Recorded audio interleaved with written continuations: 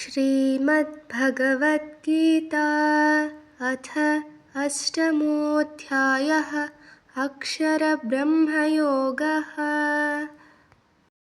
अर्जुन उवाच किं तद्ब्रह्म किमध्यात्मं किं कर्म पुरुषोत्तमा अधिभूतं च किं प्रोक्तम् अधिदैवं किमुच्यते अधियज्ञः कथं कोत्र देहेऽस्मिन् मधुसूदना प्रयाणकाले च कथं ज्ञेयोऽसि नियतात्मभिः।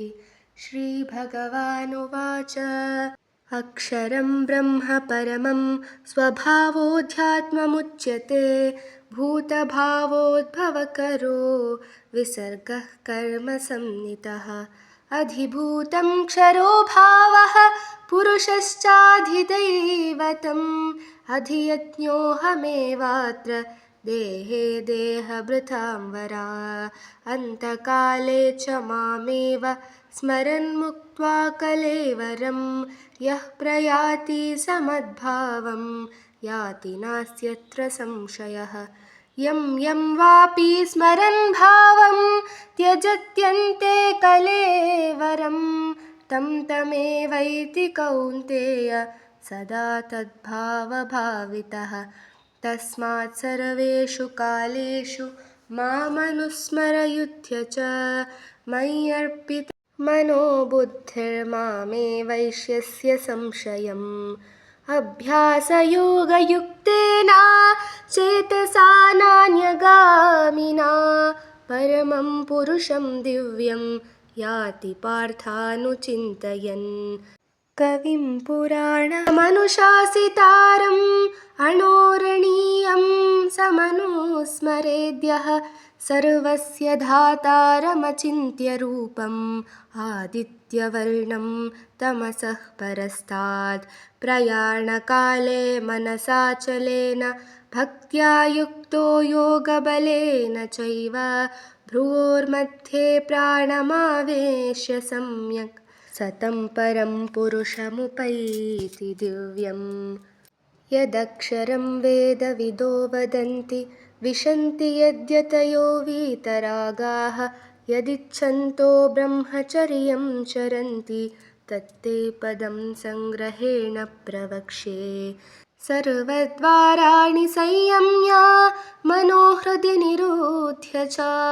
मूर्ध्याधायात्मनः प्राणम् आस्थितो योगधारणाम् ओमित्येकाक्षरं ब्रह्मा व्याहरन् मामनुस्मरन्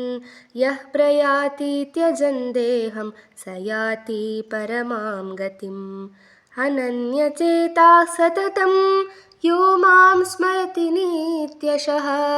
तस्याहं सुलभः पार्थ नित्ययुक्तस्य योगिनः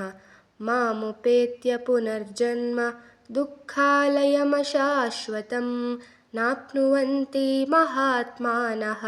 संसिद्धिं परमां गताः हा ब्रह्मभुवनालोकाः पुनरावर्तिनोऽर्जुन मामुपेत्य तु कौन्तेय पुनर्जन्म न विद्यते सहस्रयुगपर्यन्तम् अहर्यद्ब्रह्मणो विदुः रात्रिं युगसहस्रान्तं देहोरात्रविदो जनाः अव्यक्ताद्व्यक्तयः सर्वाः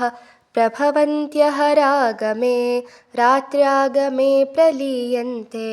तत्रैवाव्यक्तसंज्ञके भूतग्रामः स एवायं भूत्वा भूत्वा प्रलीयते रात्र्यागमे वशः पार्थ प्रभवत्यः रागमे परस्तस्मात्तु भावोऽन्यो व्यक्तो व्यक्तात् सनातनः यः स सर्वेषु भूतेषु नश्यत्सु न विनश्यति अव्यक्तोऽक्षर इत्युक्तस्तमाहुः परमां गतिं यं प्राप्य न निवर्तन्ते तद्धाम परमं मम पुरुषः स परः पार्थ भक्त्या लभ्यस्त्वनन्यया यस्यान्तस्थानि भूतानि येन सर्वमिदं ततं यत्र काले त्वनावृत्तिम् आवृत्तिं चैव योगिनः प्रयाता यान्ति तं कालं वक्ष्यामि भरतर्षभा अग्निर्ज्योतिरः शुक्लः षण्मासा उत्तरायणं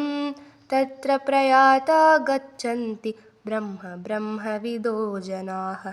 धूमो रात्रिस्तथा कृष्ण षण्मासा दक्षिणायनं तत्र चान्द्रमसं ज्योतिर्योगी प्राप्य निवर्तते शुक्लकृष्णे गतिहेते जगतः शाश्वते मते एकया यात्यनावृत्तिम् अन्यया वर्तते पुनः नैते सृति पार्थ जानन्ययोगी मुह्यति कश्चन तस्मात् सर्वेषु कालेषु योगयुक्तो भवार्जुन वेदेषु यज्ञेषु तपस्सु चैव दानेषु यत्पुण्यफलं प्रदिष्टम् अत्येति तत्सर्वमिदं विदित्वा योगी परं स्थानमुपैति चाद्यम् इति श्रीमद्भगवद्गीतासु उपनिषत्सु ब्रह्मविद्यायां योगशास्त्रे श्रीकृष्णार्जुनसंवादे अक्षरब्रह्मयोगो नाम अष्टमोऽध्यायः। श्रीकृष्णार्पणमस्तु।